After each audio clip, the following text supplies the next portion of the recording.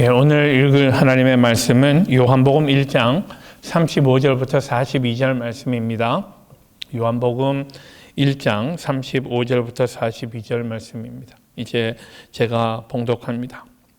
또 이튿날 요한이 자기 제자 중 두 사람과 함께 섰다가 예수의 다니심을 보고 말하되 보라 하나님의 어린 양이로다. 두 제자가 그의 말을 듣고 예수를 쫓거늘 예수께서 돌이켜 그 쫓는 것을 보시고 물어 가라사대 무엇을 구하느냐 가로되 랍비여 어디 계시오니까 하니 랍비는 번역하면 선생이라. 예수께서 가라사대 와 보라. 그러므로 저희가 가서 계신 데를 보고 그날 함께 거하니 때가 제 10시쯤 되었더라. 예수의 말을 듣고 예수를 쫓는 두 사람 중에 하나는 시몬 베드로의 형제 안드레라. 그가 먼저 자기의 형제 시몬을 찾아 말하되 우리가 메시아를 만났다 하고 메시아는 번역하면 그리스도라. 데리고 예수께로 오니 예수께서 보시고 가라사대 네가 요한의 아들 시몬이니 장차 게바라 하리라 하시니라. 게바는 번역하면 베드로라. 아멘. 하나님의 말씀입니다. 여러분 찰스 린버그라고 하는 사람의 이름을 들어보신 일이 있을 것입니다. 이 사람은 최초로 대서양을 프로펠러 비행기를 타고 대서양을 건넜던 사람입니다. 사람들이 처음 이제 비행기를 발명하고 하늘을 날아다닌 이래로 사람들의 꿈은요, 어떻게 하면 좀 더 멀리 날아갈 수 있을까 하는 것이었습니다. 그래서 대서양을 건너가는 일을 목표로 삼고 사람들이 시도했던 사람들이 적지 않았고요. 또 그런 일을 하는 중에 그렇게 시도하는 중에 많은 사람이 생명을 잃기도 했습니다. 근데 찰스 린버그는 1927년에 드디어 이 일을 이룹니다. 그리고 그는 일약 온 세상에 영웅이 되었습니다. 하늘을 날아서 대서양을 건넌 사나이라고 하는 그런 타이틀을 가지고 온 세상에 유명한 사람이 되었습니다. 그로부터 몇 년 후에요. 그가 파리를 방문할 기회가 생겼습니다. 그때 파리에 있던 어떤 담배 회사 사장이 이런 아이디어를 떠올렸습니다. 그가 자기 손에 우리 담배를 물고 사진을 한 장 찍을 수 있다면 얼마나 좋겠나. 우리에게 큰 광고가 될 것이다. 그래가지고 이 사람이 린버그를 찾아가서 요청을 합니다. 선생님 손가락에 담배를 들고 있든지 아니면 입에 물고 있든지 하는 그런 장면으로 포스터를 한 장만 찍어주시면 우리가 5만 불을 드리겠습니다. 이렇게 제안을 했다고 합니다. 여러분 1930년대 5만 불이 얼마나 큰 돈이었을지 우리 짐작할 수 있을 것입니다. 하여간 큰 돈입니다. 그런데 문제는 린버그가요, 루터란 신자였습니다. 루터가 신자고, 그 다음에 1930년대면 미국에서도 이 절제 운동이 굉장히 금연하는 이런 운동이 굉장히 심각했던 때였습니다. 그러니까 그는 독실한 루터란이었다가 루터란이고, 그 다음에 또 사회적인 분위기도 그런데, 근데 한편에는 거금이 있단 말입니다. 눈 한번 딱 감고 사진 한번 찍으면 그에게 5만 달러가 들어오는 그런 제한이 있었단 말입니다. 그가 어떻게 했을까요? 고민했을 것입니다. 내가 루터란으로서 내가 이 일을 해도 되겠는가? 근데 성경에 가만 보면요, 성경에 담배라는 단어 보셨나요? 그러니까 담배를 피우면 죄가 된다라는 그 말도 성경에는 없었단 말이죠. 그 성경에 없는 일, 성경에는 말씀도 하지 않은 일을 내가 했다고 해서 큰 문제가 되겠나 하고 린버그가 사진을 찍을 수 있었겠지만, 그러나 그가 이렇게 이 담배 회사 사장에게 이렇게 대답했다고 합니다. 선생님, 저는 세례받은 교인입니다 라고 그렇게 대답했다고 합니다. 그래서 그는 이렇게 거절하고요. 이렇게 거절했던 일들이 세상에 알려지게 됐고요. 이 사실을 알게 된 경건한 그리스도인들이 성금을 모아가지고 그에게 전달했는데 그 돈이 10만 불이 넘었답니다. 그러니까 린버그는요, 자기의 경건도 지키고 또 돈도 벌고 하는 이런 일이 있었다고 합니다. 저는 가볍게 하는 얘기가 아니고요. 우리의 경건은 수지 맞는 일이다 라는 사실을 이 사람의 예를 통해서 또 오늘 우리 주시는 하나님의 말씀을 통해서 우리가 배울 수 있으면 좋겠다 생각을 했습니다. 이제 이번 수요일부터 사순절이 시작됩니다. 사순절은요, 부활절 이전에 40일간의 기간입니다. 부활절 이전 그리고 주일을 뺀 나머지 날들이 40일이 되는 날이요. 그래서 2월 22일부터 시작해가지고 4월 8일까지의 40일간을 우리는 사순절 혹은 영어로는 렌트라고 하는 그런 기간으로 지키고 있습니다. 사순절 기간은요, 우리가 경건에 대해서 생각하는 기간입니다. 예수님께서 죽으셨잖아요. 죽으시고 부활하시는 절기입니다. 그럼 예수님께서 부활하신 것은 우리의 죄의 문제를 해결하고 온전히 우리의 생명의 문제를 해결하기 위해서 주님께서 부활하신 것이지만, 그러나 죽으면서까지 그렇게 하시게 되었던 이유는요, 우리의 죄 때문이잖아요.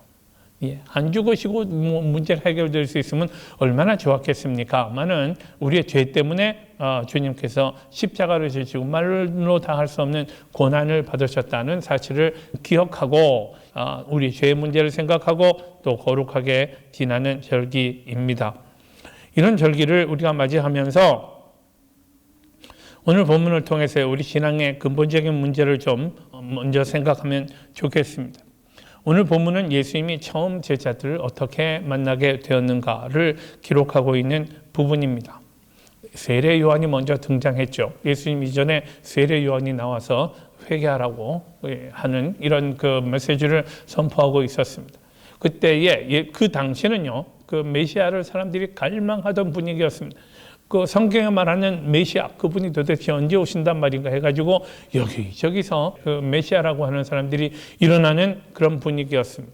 그때 이 세례 요한이 등장했고요. 세례 요한을 따르는 수많은 사람들이 있었습니다. 아마 그것은 세례 요한이 메시아였으면 좋겠다는 기대가 아마도 반영된 현상이었을 것입니다. 그러나 세례 요한은요, 우리 세례 요한의 위대함에 대해서 여러 차례 말씀도 나누고 여러분도 생각하셨겠지만요, 세례 요한은 처음 그가 사역을 시작하면서부터도 단 한 번도 내가 메시아다 그런 적이 없습니다. 수많은 사람들이 그를 따라다니면서 환호하고 그의 말씀에 귀 기울이고요, 그를 존경하고 높일 때에 그는요, 단 한 번도 자기를 드러내지 않은 사람입니다. 요한복음 1장 20절 말씀 보면요, 그는 일관되고 분명하게 자기는 그리스도가 아니라고 말합니다. 요한이 드러내어 말하고 숨기지 아니하니, 드러내어 하는 말이 나는 그리스도가 아니라 여러분들이 나를 메시아로 알고 따라온다면 그것은 잘못된 것이다. 나는 그리스도가 아니다 라고 분명하게 말합니다. 그리고 그는 계속해서요, 나는 그리스도가 아니라 그의 길을 준비하는 자, 그 이사야 선지자가 예언했던 광야의 소리 같은 존재이다. 나는 광야의 소리일 뿐 나는 그리스도가 아니다 라는 말로 계속해서 사람들에게 분명하게 사람들이 그 혼란스럽지 않도록 말하고 있었습니다. 그러다가 이게 이제 첫 번째 날이고요. 아마도 이 무렵은 예수님이 처음 공생애를 시작하시면서 40일간 광야에서 금식기도 하셨던 적이 있죠. 그 이후에 그 다음 날 정도였을 것이다. 학자들은 이렇게 생각합니다. 그러다가 이제 예수님을 봅니다. 1장 29절 말씀 보면 그 이튿날입니다. 어제는 나는 그리스도가 아니다 라는 이런 제목의 설교를 했고요. 그 다음에 29절 보면 이튿날 요한이 예수께서 자기에게 나오심을 보고 가로되 보라, 세상 죄를 지고 가는 하나님의 어린 양이로다 라고 말합니다. 여러분, 어린 양이 뭐 하는 존재입니까? 어린 양이 왜 중요합니까? 왜 하필이면 요한은요, 예수님을 가리켜서 하나님의 어린 양이로다 라고 말을 했을까요? 어린 양은 속죄제로 사용되었던 동물이잖아요. 우리의 죄의 문제가 있을 때에 어린 양을 통해서 우리는 하나님 앞에 속죄함을 받고, 그리고 그 어린 양이 우리를 대신해서 희생당합니다. 그죠? 희생제 또는 속죄제. 그래서 그는 지금 세례 요한은 예수님을 가리켜서 세상 죄를 지고 가는 하나님의 어린 양이라고 그렇게 설교하고 있습니다. 지금 두 번째 날 저 사람은 하나님의 어린 양이다 라고 이렇게 증거하고 있고요. 오늘 본문은 이제 셋째 날 있었던 일입니다. 오늘 본문에도 자기 제자 중 두 사람과 함께 있다가 예수님을 보고는 말합니다. 보라, 하나님의 어린 양이로다. 저분이 하나님의 어린 양이야. 내가 아니라 저분이야 라고 말씀하는 겁니다. 하나님의 어린 양이로다. 그러니까 세례 요한은 지금 사흘 동안을 연속해서 예수님에 대해서 증언합니다. 예수님 저분이 누구신가에 대해서 사람들에게 혹은 제자들에게 이렇게 말하고 있습니다. 그리고는 그와 함께 했던 제자 두 사람을 그때로부터 예수님을 따르도록끔 보냈습니다. 이 말씀은 오늘 본문 말씀 보면 두 사람 중 한 사람이 안드레였다고 40절에서 밝히고 있습니다. 한 사람은 안드레고요. 나머지 한 사람은 요한이었을 것이다. 우리 요한복음을 기록한 요한이었을 것이다. 우린 그렇게 압니다. 그렇게 생각합니다. 지금 만들어지고 있는 장면을 보십시오. 제자와 스승이 있습니다. 근데 스승이 제자들에게 내가 아니고 저 사람이 그리스도야 라고 말하는 장면입니다. 그러니 너희들은 이제 나를 따를 것이 아니라 저분을 따라야 한다 라고 하면서 스승이 제자들을 예수님에게 보내고 있습니다. 이게 모두 그러니까 또 제자들은 그렇습니까 하고 따라갔단 말입니다. 예수님을 따라가는 이런 현상이 오늘 본문에 나와 있습니다. 모두 스승이건 제자건 간에 이 사람들에게 쉬운 일은 아니었을 것입니다만은 그러나 이것은 결국 예수님이 누구신가를 둘러싸고 예수님의 정체를 정확히 알고 있는 사람들이었기 때문에 가능한 일이었다 생각을 합니다.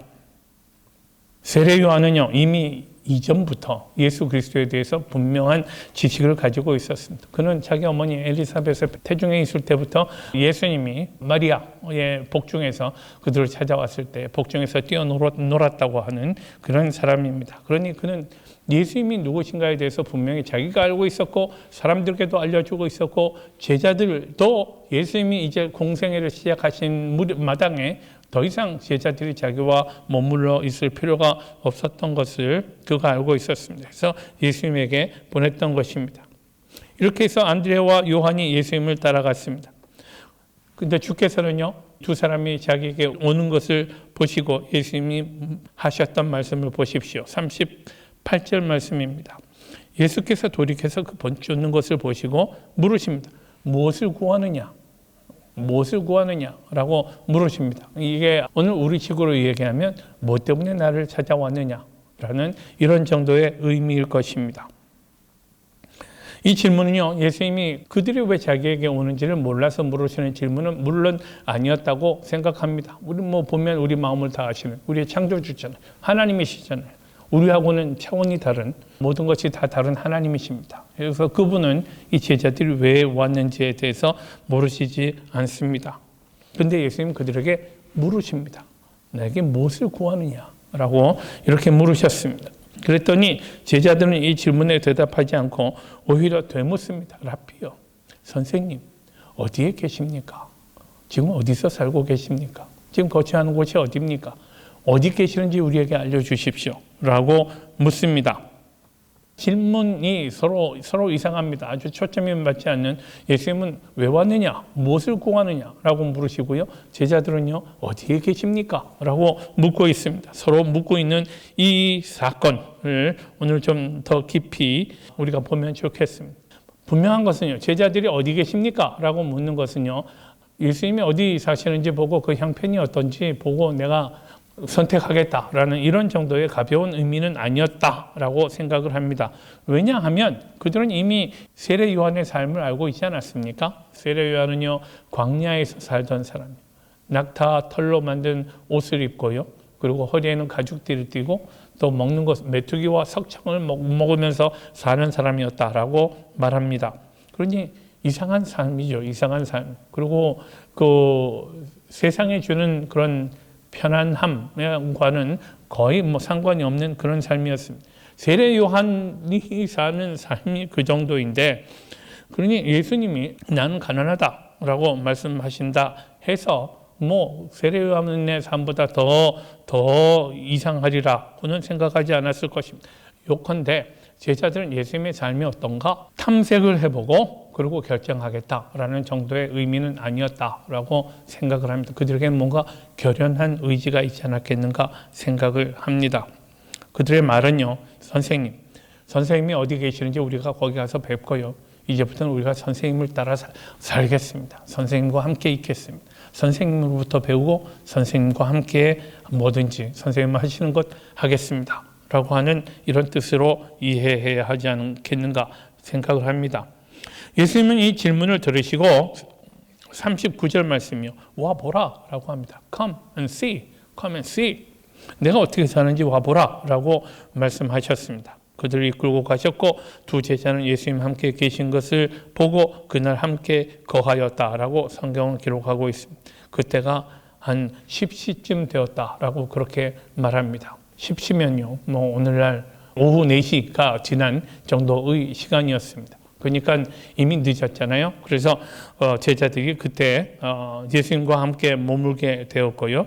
예수님과 대화를 나누는 중에 지금 예수님 40일 금식 기도하고 나서 성육신 하신 하나님으로 이제 이 땅에서 공생애를 시작하시던 무렵이었습니다. 그 예수님과 대화를 나누고 제자들이 어떤 도전을 받았겠는가에 대해서 우리는 뭐 어렵지 않게 짐작할 수 있습니다. 그들은 큰 기쁨을 누렸을 것입니다. 메시아가 누군지 지금 안드레가 자기 형 베드로를 만나서 했던 말을 보십시오. 우리가 메시아를 만났다고. 지금 이 사람들은요, 메시아를 간절하게 기다리고 있던 때였습니다. 근데 그렇게 우리가 기대하고 그 오매불망 기대해 마지 않았던 예수님, 메시아를 우리가 만났다고. 예수님이라는 분이 있는데 그분이 메시아가 분명하다고 안드레는 자기 형 베드로를 그렇게 인도합니다. 그래서 이 사람들이 예수님을 따르게 되지요. 말씀드렸듯이 이 두 제자가 예수님을 따랐던 때에 전혀 그들에게 어떤 물질적인 동기가 있지는 않았으리라 생각을 합니다. 나쁜 동기 있잖아요. 우리가 어떻게 하면 내 삶이 좀 좋아질 수 있나? 지금 사람들이 이렇게 많이 예수님을 따르고 있는데 내가 예수님과 함께하면 아마도 여기서 좀 뭔가 생활이 좀 나아질 수 있지 않을까 하는 그런 정도의 동기가 있었던 것은 분명히 아니라고 생각을 합니다. 예수님의 삶이 편안한 삶이 아닌 걸 그들이 알고 있었고요. 물론 예수님은요, 물고기 2마리 또 보리떡 5개로 장정만도 5,000명이 넘는 사람들을 먹이고 또 그 12광주리가 남을 만큼 그렇게 예수님이 원하신다면 풍성한 기적을 일으킬 수 있는 분입니다. 그러나 예수님은 스스로의 권능을 통해서 자기의 필요를 채우지 않으셨습니다. 40일간의 금식 기도가 있은 후에 예수님이 처음 당했던 일은 사탄으로부터의 유혹이었습니다. 처음 유혹이 뭡니까? 그 배고픈 예수님에게요, 이 지천으로 널려있는 돌들 보라고. 돌을 떡으로 만들어서 당신 배를 채우면 되지 않겠냐. 한번 그렇게 해보라고. 이런 유혹이었습니다. 근데 예수님은 그 유혹에 넘어가지 않았습니다. 예수님의 권능은요, 자기의 편안한 삶, 자기의 필요를 채우는 삶을 위해서 사용하실 것이 아니었기 때문에 그랬습니다. 그 후에도 예수님은 어느 날 자기를 따르겠다고 하던 어떤 서기관에게 대뜸하셨던 말씀이요, 마태복음 8장에 있는 말씀입니다. 여우도 굴이 있고 공중의 새도 거처할 곳이 있지만 인자에게는 머리 둘 곳이 없도다. 인자에게는 머리 둘 곳이 없도다 라고 말씀하신 부분이 있었습니다. 그러니까 예수님께서는 안정적인 거처가 있었던 것도 아니고요, 또 사람들이 흔히 동경해 마지 않는 편안한 삶이 있는 것도 아니었습니다. 예수님은 떠돌아다니면서 하나님 나라를 전하는 분이요. 근데 이런 예수님을 향해서 제자들이 나와서 어디 계십니까? 라고 물었다면 이것은 전혀 그 물질적인 동기에서의 질문이 아니었다라고 하는 사실을 알 수 있을 것입니다. 요한복음을 읽어가면 처음에는 많은 사람들이 예수님의 가르침과 그분의 기적에 매료되어서 예수님을 따르던 그 현상이 있었던 것을 우리 알 수 있습니다. 그러다가요, 요한복음 6장에 보면 이제 한 그 계기를 맞이하게 됩니다. 예수님께서요, 요한복음 6장에 보면 나는 하늘로서 내려온 산떡이니 사람이 이 떡을 먹으면 영생하리라. 내가 줄 떡은 곧 세상의 생명을 위한 내 살이라 라고 말씀하시면서 예수님 떡을 이야기하시면서 자기의 살을 이야기하십니다. 근데 이때 예수님이 사용하셨던 살이라는 단어는요, 여러분 그 고기를 잡으면 피가 뚝뚝 떨어지는 그 생살 있잖아요. 살. 그 살을 예수님은 말씀하셨습니다. 그러면서 그 이후에도요, 요한복음 6장 마지막 부분 보면 56절, 55절, 56절 보면 내 살은 참된 양식이요 내 피는 참된 음료로다. 내 살을 먹고 내 피를 마시는 자는 내 안에 거하고 나도 그 안에 거하나니 라고 말씀합니다. 예수님이 당하실 고난에 대한 예언입니다. 이렇게 주님이 당하실 고난과 구속에 대해서 말씀하시니까 사람들이 그 깜짝 놀래가지고요. 이 사람들은 지금 그 고기를 핏째 먹지 말라라는 율법 조항이 있잖아요. 그래서 하여간 그 사람, 이분이 하시는 말씀이 도대체 무엇인지 사람들이 알지 못하고 어렵다 그러면서 많은 사람들이 돌아갔습니다.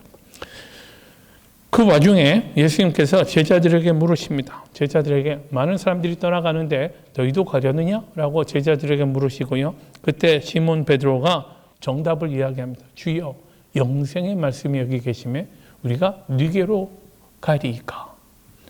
주님이 여기 계신데 우리가 어디로 가겠습니까? 라고 말합니다. 그러므로 제자들의 믿음은요, 그 예수님이 누구신가에 대해서, 또 예수님 때문에 우리가 무슨 물질적인 그런 또는 그 현실적인 어떤 그런 다른 부분들이요, 뭐 소위 사람들이 말하는 그런 운, 복, 뭐 이런 것들을 추구하는 것이 아니었음을 우리는 알게 됩니다.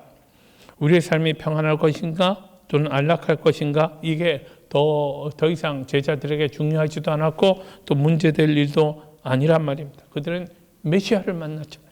다른 그 무엇보다도 메시아를 만났습니다. 가장 중요한 문제가 인생에서 해결이 되었단 말이에요. 메시아를 만났는데, 하나님을 만났는데, 내가 살아야 할 근본적인 목적을 내가 깨달았는데, 내 인생의 목적이 무엇인지를 깨닫고요.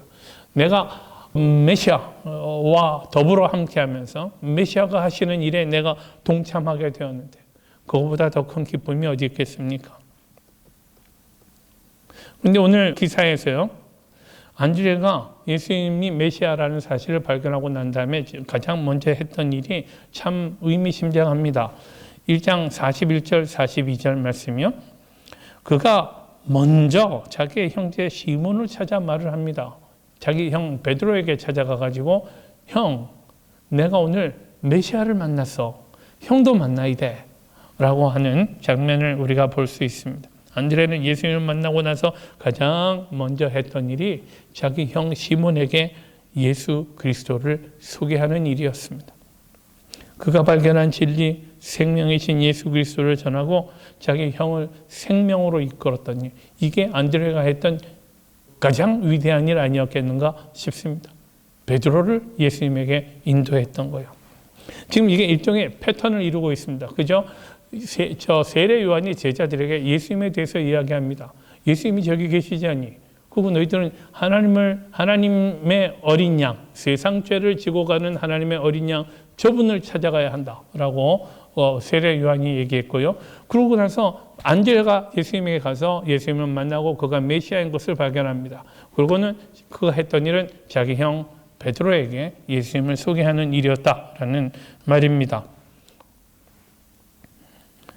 예수님을 만나면 사람들이 어떻게 되는가에 대해서 그들이 알고 있었고요. 또 그가 그렇다면 내가 그에게 예수를 전할 때에 그의 인생이 어떻게 변할 것인가에 대한 기대가 있었다라는 말입니다. 이제 2023년도 사순절을 시작하면서요, 우리가 몇 가지 확실하게 정리하고 사순절을 맞을 수 있으면 좋겠다 생각합니다. 과거 그분을 따르겠다고 나선 제자들에게 예수님이 물으셨던 것처럼 우리들에게도 동일한 질문을 하시리라 생각합니다. 너는 내게 무엇을 구하느냐? 너는 왜 나에게 오느냐? 라고 주님이 그렇게 물으실 때에 대답할 일이 있습니까? 우리는 주님에게 무엇을 요구합니까? 교우 여러분, 저는요, 우리가 다만 예수 그리스도께서 우리의 구주요 주님이신 것을 기쁨으로 고백할 수 있으면 좋겠다. 흔들리지 않는 믿음으로 이것을 고백할 수 있으면 좋겠다 생각합니다. 달리 얘기하면요, 저는 주님 한 분만으로 만족합니다. 라고 그렇게 대답할 수 있으면 좋겠습니다. 너는 무엇을 구하느냐? 라고 할 때 주님 한 분만으로 나는 족합니다. 라는 대답이요. 세상에는 너무 많은 일들이 우리를 유혹하고 있습니다. 쾌락이 있고요, 즐거움이 있고요, 또는 우리를 혼란스럽게 하는 많은 유혹들이 있습니다. 우리가 옆을 보고 뒤를 돌아보면 자꾸만 불평이 생겨납니다. 그래도 우리는 주여, 나의 생명이신 주님 한 분만으로 만족합니다. 라고 하는 고백을 할 수 있으면 좋겠다 생각합니다. 너는 무엇을 원하느냐 물으신 주님 앞에 주님, 저는 주님 한 분만으로 족합니다 라고 대답할 수 있다면 이제는 우리가 주님께 이렇게 물을 수 있기를 원합니다. 주님, 어디에 계십니까? 이 질문은 주를 따르는 삶이 물질적으로 여유도 있고 만족할 만한 삶인가를 묻는 것이 아니다 라고 말씀드렸습니다. 오히려 이런 염려로부터 온전히 자유로워진 마음으로 주님 앞에 묻는 질문입니다. 주님이 계신 곳이면 어디든 가겠습니다. 주님 어디 계시는데요? 나도 그곳에 가겠습니다 라고 하는 이런 질문 아니겠습니까? 이런 결단의 표현입니다.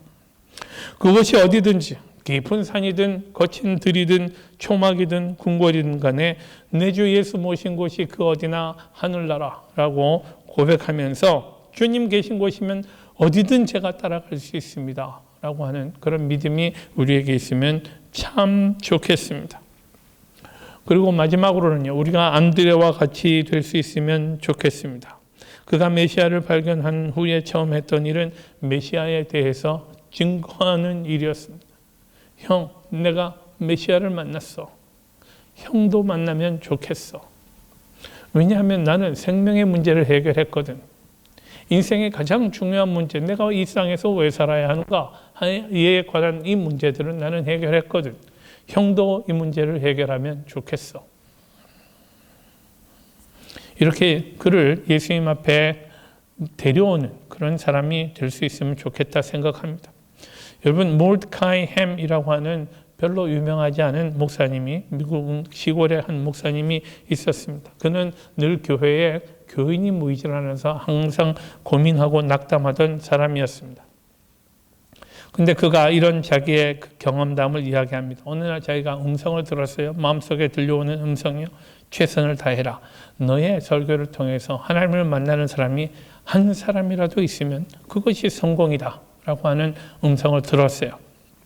그는 그 음성이 낙심하고 있는 자기에게 주시는 성령의 음성이다 라고 확신을 했습니다. 그리고 이렇게 기도했다고 합니다. 그날 어떤 집회를 준비하고 있었는데, 오 하나님, 오늘 설교에서 누군가가 내 설교를 통해서 하나님을 만나게 해드리고 싶습니다. 하나님 도와주십시오 라면서 기도했다고 그래요. 그리고 그날 집회가 끝난 후에 어떤 한 아이가 자기에게 나오더니 제가 하나님을 위해서 살겠습니다. 하나님을 위해서 살겠습니다 라고 말을 했다고 그래요. 그래서 목사님이 묻습니다. 내 이름이 뭐냐? 그랬더니 이 아이의 대답이에요. 예, my name is Billy 라고 대답을 했대요. 빌리 누구요? 빌리 그레이엄이었습니다. 이 아이가. 그래서 몰드카이 햄 목사님은요, 그 후에 가는 곳마다 부모님들과 주일학교 교사들에게 유명한 말을 남깁니다. 당신이 3,000명을 회개시키는 베드로는 될 수 없어도 베드로에게 주님을 만나게 해주었던 안드레는 될 수 있습니다 라고요. 한 사람은 어떻게든 해볼 수 있지 않겠습니까? 이렇게 우리 가까운 사람들부터 그리스도를 전할 수 있으면 좋겠다 생각을 했습니다. 여러분, 우리는 예수 그리스도의 진실한 제자들이 되어야 하겠다라고 늘 마음에 다짐하는 사람들입니다. 세상에 수많은 사람들이 있지만요, 또 여러 가지 모양으로 살아가는 사람들이 있습니다. 근데 그 중에 하나님이 보시고요, 정말 기뻐하시는 사람이 누구겠어요? 하나님이 기뻐하시는 사람이 되는 게 우리의 소원 아닙니까? 하나님이 정말 기뻐하시는 사람은요, 마음으로부터 그 내면이 크리스찬인 사람, 내면으로부터 우리 주님을 사랑하고 내가 주님 계신 곳이면 어디든 가겠습니다 라고 고백하는 그런 사람 아니겠습니까? 아직도 주님의 제자가 되지 못하고 주님을 멀리서 바라보는 자들의 그 자세로 우리가 그렇게 살아서는 곤란하다 생각합니다. 염려와 걱정으로부터, 불평과 원망으로부터 해방되어야 합니다. 하나님의 나라와 하나님의 의가 항상 우리의 최우선의 관심사가 되면 좋겠습니다. 사순절 기간 동안 우리에게 너는 무엇을 구하느냐 물으시는 주님 앞에 올바른 대답을 배워가시기 바랍니다. 주여 어디에 계십니까? 라고 물으면서 어디든 주가 가는 곳에 함께 가는 주의 참된 제자가 되는 은혜를 꼭 받아 누리시기를 축원합니다.